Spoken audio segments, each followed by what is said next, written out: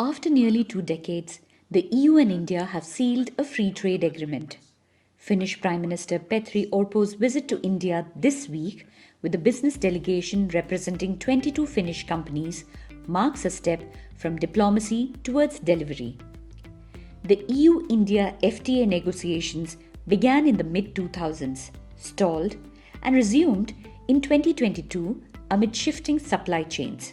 More than 90% of customs duties will be reduced or removed, giving India easier access to Europe and Europe the entry into world's fastest growing markets.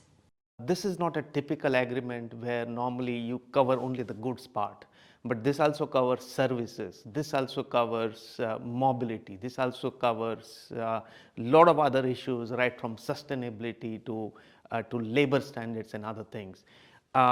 So if I look at it from an Indian perspective, this is a big benefit for the labor intensive industries like the textile industry, for the rubber industry, for tea and coffee, for some sectors in the agriculture sector, because European Union has decided to reduce the tariff from high tariff to zero. Sustainability is central to the agreement. As India tightens climate and efficiency standards, Finnish clean technologies and digital systems could gain ground. For Finland, sustainability is an important strength. I think they'll be able to benefit out of this because of this free trade agreement. I think the Indian businesses, Indian industries will have to comply to the sustainability standards. And I think this is where the Finnish businessmen will be able to export their technologies, their clean tech and other technologies to India so that they can benefit out of this. I think sky's the limit. But competition will be fierce. This trade deal, FTA, is it's a rising tide. So it's not just for Finland. We have to remember it will uplift the competitiveness of all European manufacturers. So take an example, Kone.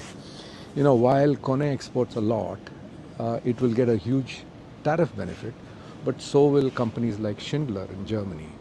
And so will, if you take the example of Wärtsilä, yes, Wärtsilä will get a benefit, but so will companies like ABB.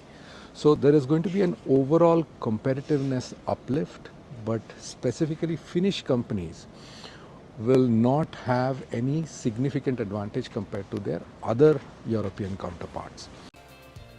Finnish trade advisors say the deal lowers barriers, but companies must act fast.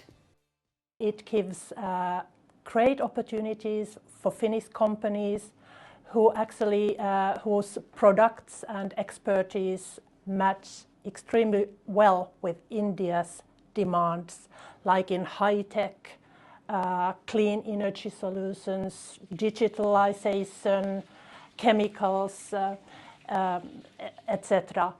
So it's a great opportunity and we really need to make use of it. The EU-India trade deal reflects a broader effort by both sides to diversify economic partnerships and strengthen long-term cooperation. But its impact will depend on how actively businesses use this framework. For Finland, the opportunity lies in translating policy into contracts, investment and employment. Diplomacy has set the stage, delivery will depend on industry. In Helsinki, Shakti Damarku.